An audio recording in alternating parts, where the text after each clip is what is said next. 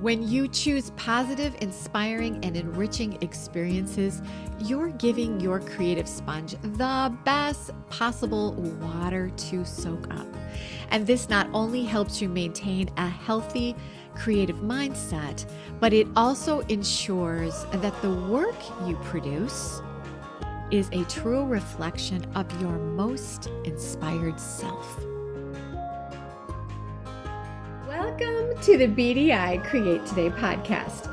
This is a podcast where we uncover and discover the who, what, where, when, why, and how you can be creative or have more creativity. And together we'll explore the extraordinary impact creativity can have in your life, in heart, mind, body, and soul. And if we haven't met yet, I'm Beth Buffington, a licensed artist, digital illustration instructor, and a creative coach living just outside of the Windy City, Chicago. But mostly, I'm someone who is curious about how creativity can weave its way into nearly everything in our lives. Each week, we are going to look at one or more of the sparkly facets that make up the ever-changing kaleidoscope that is creativity. The Olympics were amazing this summer. Do you agree? Tom and I were happily ensconced on our couch in the evenings watching whatever sport was being showcased. I'm amazed how each individual athlete and country brought a very unique flavor to the events that made their interpretation for their sport one of a kind and truly fascinating. The Olympics were front and center in so many people's minds during those 2 glorious weeks of competition. Now, one person that was watching the Olympics really closely was my grandson, Will. And I mean, really watching the Olympics for the first time in his life. And I loved watching him watch the Olympics. When Will watches television, he has a way of absorbing almost everything that he's watching with his whole body. One evening when I was at his house, he was telling me about the Olympics, and I have to tell you this super funny story. So many things that he watched, he was watching sports events for the first time, and he wasn't always really sure what he was watching. So in his quirky way, he told me about what he had seen. And he told me that one of the events he watched was, that pokey game. And I said, pokey game? He said, yeah, you know the game where 2 people poke each other with long sticks? So long story short, I realized that he obviously wasn't entirely understanding the definition of fencing. So the title of this sport, fencing, made absolutely no sense to him. I mean, they clearly were not poking each other with fences. They were poking each other with sticks. So the description of the pokey game, well, that made perfect sense, right? But here's why I'm telling you the story of Will in the Olympics. He not only watched fencing, which didn't make a whole lot of sense to him, but he also watched diving. And this summer, he was big enough to try out the diving board at his pool for the first time. And the diving board, it became his whole summer. He learned how to go off the diving board and practice all sorts of crazy jumps. Now, not many 6-year-olds teach themselves how to do a somersault off the diving board, but he watched diving in the Olympics, and the athletes did somersaults in their dives. So he went to the pool and tried to do what he watched. And darn it, if he didn't learn to do a somersault off the diving board this summer. It was a maneuver that a 6-year-old that is all arms and legs did. And at times it seemed a little bit gangly, but it was a beautiful and a little terrifying to watch. But wow, what an achievement for him this summer. And when you talk to Will about what he learned at the pool this summer, he happily talks about his new skills. And he says, "Grandma, when I go to the Olympics, I will be a diver." What he watched were divers who were diving beautifully intricate, amazing twists and turns, and yes, somersaults into a pool. And he also learned this summer about the stories of these athletes who worked hard at the sports they had a passion for. And with learning and practice, these athletes went on to go to the Olympics and do great things. Now, I don't know if Will be diving the Olympics sometime in the next 20 years, but what I do know is like a little sponge, he learned how to watch and learn and repeat the things he saw.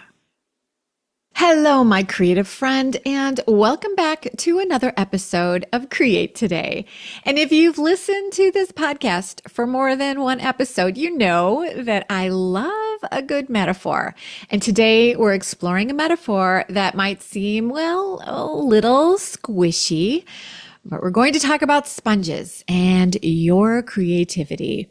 So bear with me, and this will all make perfect sense. And I think having metaphors to think about makes it easier for you to remember things that will do good things in your life. So now let's get to it. We've all heard the saying that children are like sponges, right? And I think the story of Will is showing you that he is quite the little child sponge. And we know that children will do and say the things they see. This phrase about being a sponge is a phrase that perfectly captures how children seem to soak up everything around them, the good, the bad, and everything in between. So let's start with the good. Like Will in the Olympics, think about children who immerse themselves in a world of something that they find fascinating, like the diving board or dinosaurs, fairy tales, superheroes, sharks, unicorns, whatever it might be. And they will have imaginative play about this thing they're fascinated with.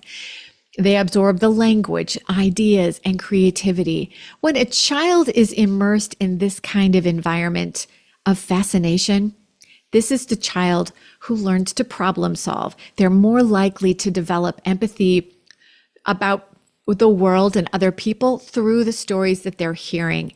And this rich environment provides also a rich inner world that serves as a foundation that will be perfect for building a strong future of continued learning. These are the advantages of childhood sponges who are surrounded with positive environments. They soak up goodness that is nourishing. But just as a sponge can soak up goodness, it can also absorb toxic spills. So now let's look at the opposite side and picture a child who might be exposed to negativity or unhealthy environments. These things, just like harmful chemicals in a sponge, can be difficult to squeeze out and get rid of later on.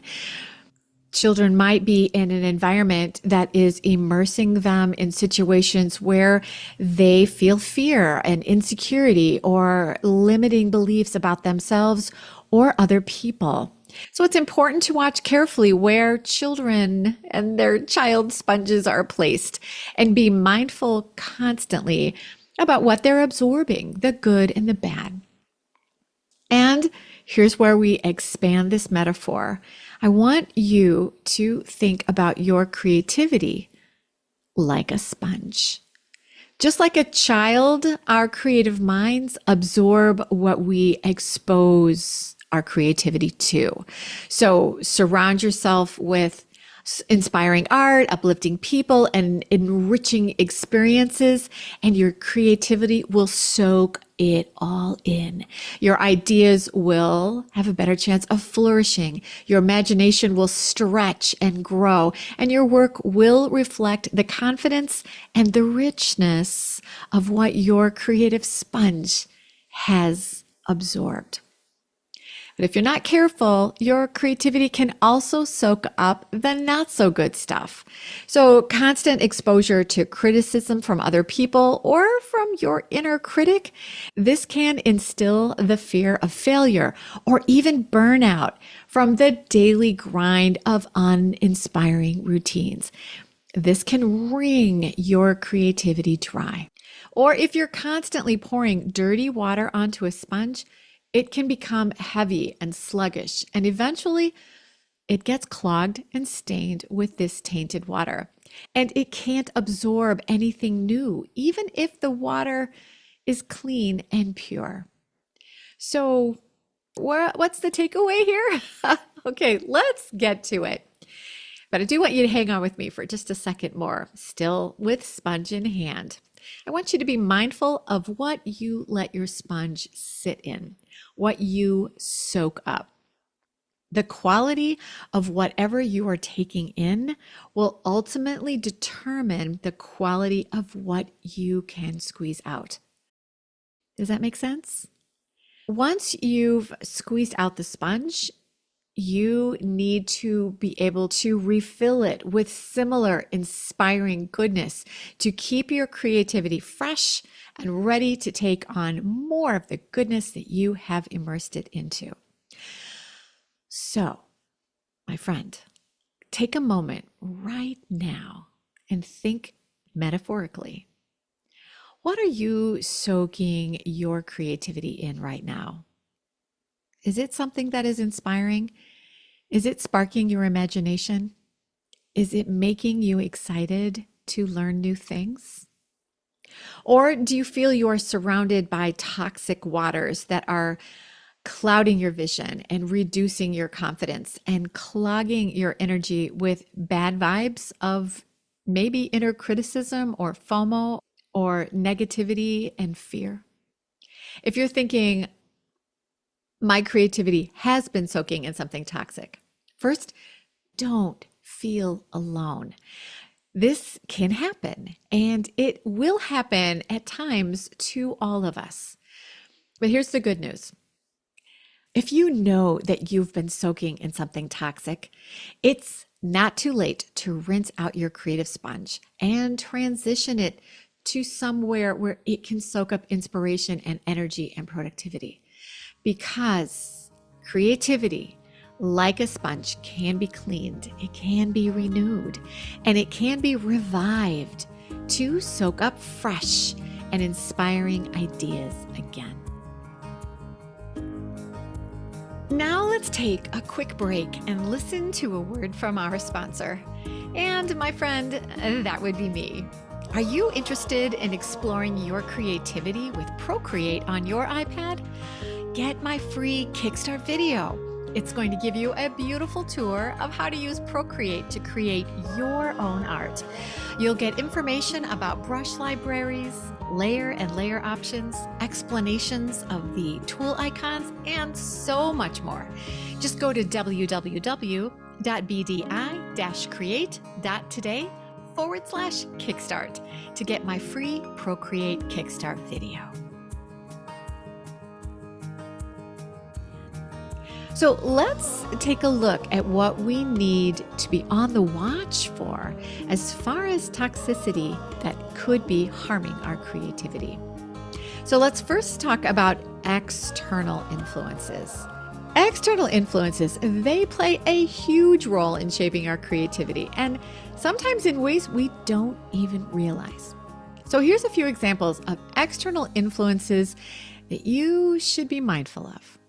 Now, when we let ourselves binge on content like true crime TV shows or books or podcasts, we might be drawn in by the suspense and the storytelling, and these genres can be super fascinating. But if they become a large source of input into our day, they can start to color and cloud the way we think and the way we create. So I remember watching reruns one time of a true crime show. It was a Saturday and it was kind of rainy, and I binged on a few of these episodes. And later in the afternoon, it was time to take Raz for a walk.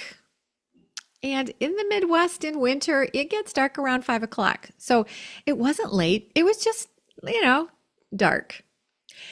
The unusual fear I felt as I walked Raz in our quiet neighborhood that evening was over the top because I had binged on this true crime show. I had this super creepy feeling that someone was waiting to get me around every tree and bush and house that I walked past. Has this ever happened to you? Now, I'm pretty sure that I'm not the only one that has an imagination that easily runs wild. But Raspberry, well, I tell you what, she was not affected by my ridiculousness. She happily sniffed her way around the block because there was nothing to fear. I had walked this walk the day before and did not have a problem. The jumpiness and the fright that I gave myself during that walk, well, it's now a little bit laughable, but at the time, I could hardly wait to get back to the house. And the reason was I'd let my sponge sit in the fright and the apprehension that was created by watching and binging true crime all afternoon. True crime, well, it focuses on the darker aspects of human nature: fear, anxiety, distrust. And when these themes dominate our mental space, they can seep into our creative process. Sometimes this can make our life seem unsafe or pessimistic. Now, I realize that exploring darker themes in creativity, it's not all bad. Some incredible art and writing comes from exploring these depths. But if it's the only thing we are absorbing, it might limit our creative range. So you need to be mindful of what you can manage and really examine your outlook on life and determine if binging on a certain television show might be causing your creativity to become tainted. Now, let's also look at the constant stream of external influences in the news, especially in our world that is full of politics and reports of crime and war. The news, my friend, is designed to grab our attention by highlighting the most dramatic stories. And the saying, if it bleeds, it leads, that's the name of the game. The negative events in the world are most of what our daily news consists of. So at times it can seem like nothing good ever happens. So when we expose ourselves to negative news day in and day out, it can lead to a kind of, well, mental fatigue. And this can stifle creativity by the stress and the sense of overwhelm and helplessness that comes from feeling like the world is just chaotic and we are trapped in it. And it can be hard to come up with new ideas when your mind is weighed down by too much external pressure. And then let's not forget social media, where we are bombarded with images, opinions, and content that is designed to keep us scrolling. Social media can be a source of inspiration, but it can also be a major distraction and an incredible drain on our creativity. When we spend too much time scrolling, we often start to see, and our brain registers these images as reality. And then we can't help but compare ourselves to the perfections that we perceive everyone else's world to be. Clean houses, expensive and perfect vacations, clean and well-behaved children, perfectly trained pets, businesses that are successful, and for us creatives, we seem to only see artwork that flows freely from sparkly, beautiful, authentic, seemingly uncluttered creative minds. So it's no wonder that we begin to doubt our own creative abilities, or we feel like we need to conform with what's trending. That seems to work. That must be what I need to do.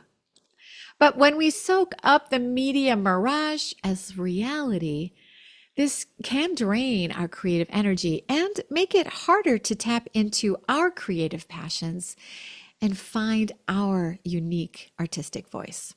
Now, in addition to external, influences, we also need to look internally at how we influence ourselves through our own thoughts, beliefs, and emotions.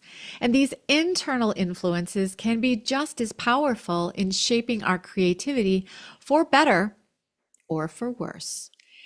Negative self talk and listening to our tough talking inner critic too much is like pouring mud into your creative sponge. Thoughts like, I'm not good enough, or why bother? No one will like my ideas.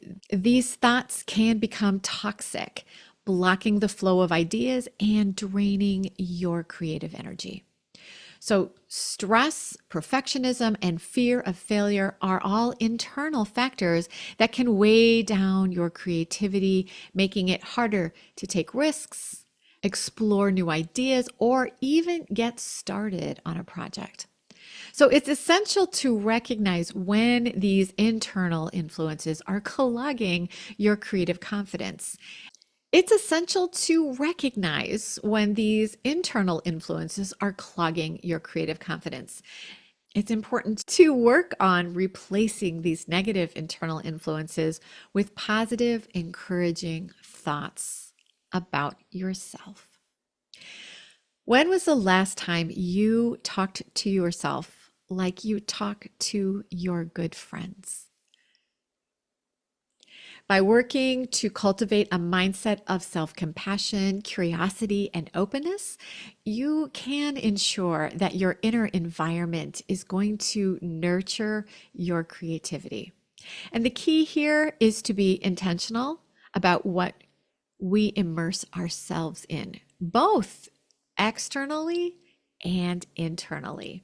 Because just like a sponge needs clean water to stay effective, our creativity needs to absorb nourishing input in order for it to thrive. So, my friend, it's okay to enjoy true crime or to keep up with the news, but it's important to balance these things with other content that is uplifting and inspiring and energizing to us.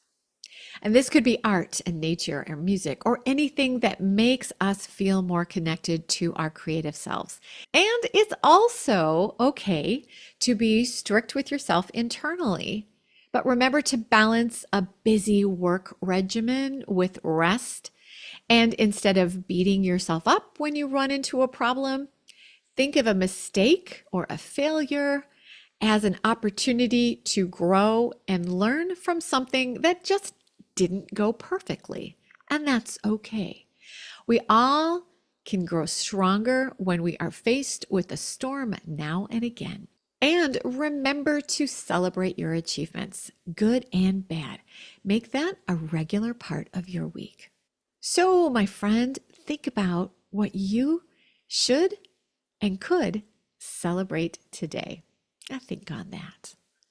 Now, when we're mindful of what we absorb, we give our creativity the best chance to flourish because it is less burdened by the weight of negativity or distraction from the external influences of the world and the internal influences of our busy brain. Now that we've talked about watching for negative impact on our creativity from both internal and external influences, let's determine how we can use this sponge metaphor to make us happier and healthier with our creativity in heart, mind, body, and soul. Let's look at how we can ensure that our creative sponge is soaking up the good stuff. Here's a list of ways you can mindfully and purposely immerse yourself in experiences and content that will nourish your creativity. Number one, spend time in nature. Nature is one of the most powerful sources of inspiration. Letting your whole self get out into the light of the sun in either blue skies or cloudy skies, it is a benefit to your health and your creativity. Whether it's a walk in the park, a hike in the mountains, or simply just sitting in your garden, being in nature helps clear your mind And the calming sights and sounds of nature reduces stress and will in turn replenish your, well, sticking with the metaphor, replenish the goodness that you are absorbing in your creative sponge. Number 2, read books that inspire. Instead of always reaching for the latest thriller or heavy drama, try reading books or watching television that is uplifting, will educate and inspire you. This can be anything from classic literature to biographies of people that you admire, to books on creativity and mindfulness. Oh, so many things to explore. The ideas and perspectives that you gain from these kinds of reads or television watching can open up new pathways in your creative work. You don't have to give up your fascination with crime and mysteries, but give your brain a balance. Let it experience a wealth of new knowledge and stories. Number 3, engage with positive arts and media. So surround yourself with art and music and film and media that inspires and uplifts you. Positive, new creative content can help you tap into your own artistic voice, and it will provide new insights or ideas that you might not have even considered. Number 4, practice mindfulness or meditation. Mindfulness practices like meditation, yoga, or simply sitting quietly can help clear mental clutter and make space for new ideas and creativity. When your mind is calm or just calmer, you're more likely to experience those aha moments where everything just clicks into place. And if you're thinking secretly, I don't have time to just sit, my friend, just give yourself 10 minutes each day for maybe a week and see what happens. Number 5, connect with other creatives. So taking time to have conversations with friends who inspire you. This is a luxurious way to pamper yourself. And a super wise investment for your creativity is spending time with other creative people who understand your challenges about just being creative. This is vital to your creative health. So consider joining a community like the Create.today community. It is a perfect way to meet other creatives, especially since it's often hard to find others in your area who have the same passions about their art like you do. Create.today also has workshops where you can enjoy creative challenges that will help you see and experience new facets of creativity or help you strengthen your creative confidence through guided mindset masterminds. Creative communities like Create.today can help you see your own work and your potential in a new light and push your creativity farther than you ever dreamed. Number 6, just unplug. Give yourself regular breaks from technology and social media. Disconnecting allows your mind to rest and recharge. So freeing up space for creativity to flow, that's really important. And when you unplug regularly, you might find that new ideas come more easily and your creativity feels refreshed more often. So start by unplugging for maybe an hour or two a day, and then increase this time to maybe one day a week of being entirely unplugged. Give it a try. Number 7, engage in playful activities. This is easy. Just don't forget the power of play. Engage in activities that are just fun, whether it's doodling or trying out a new game or a craft or a hobby. This kind of play stimulates creativity by freeing your mind from the constraints of serious work. And this kind of freedom, where there's no right or wrong, you're just having fun. This kind of freedom allows you to experiment and explore without pressure. And when you're mindful of what your creativity is absorbing, you're essentially curating the environment that literally feeds your creativity. When you choose positive, inspiring, and enriching experiences, you're giving your creative sponge the best possible water to soak up.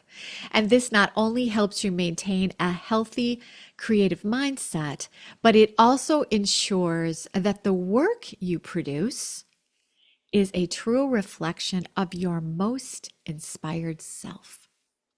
So, next time you're considering what to watch on TV or what book to read, or you find yourself mindlessly scrolling on your phone, ask yourself this: am I choosing an activity that will nourish and strengthen me? A good thought. Remember, your creativity is a precious resource. Protect it, my friend, by being mindful of what you let into your world. And when you choose wisely, watch as your ideas grow brighter and more vibrant and more creatively you. Thank you so much for tuning in today. If you enjoyed this episode, I'd be ever so grateful if you'd share the Create Today podcast with your creative friends and family. And remember, in my world, everyone is creative. So basically, share this podcast throughout the land. Your support helps us grow the Create Today community and share the goodness of being happier and healthier through a daily creative practice. And who knows, sharing this episode might just inspire someone to come back to a creative practice, to a creative sponge that they have left sitting dry and unattended for years. Do you know someone like that? Could it be you? Until next time, my friend, remember to think about what your creative sponge is soaking up right now. And think about that as often as possible. Nourish yourself in an environment that will keep you filled with inspiration and new ideas. So keep soaking up the good stuff. Stay filled to the brim with inspiration. And no matter what, remember to stay creative, my friend.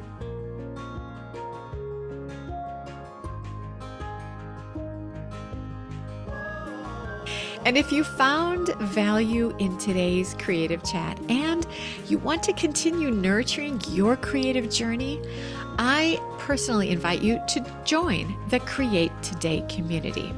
Inside this beautiful community, you can explore free tutorials, participate in workshops, enroll in courses, and benefit from personalized coaching opportunities.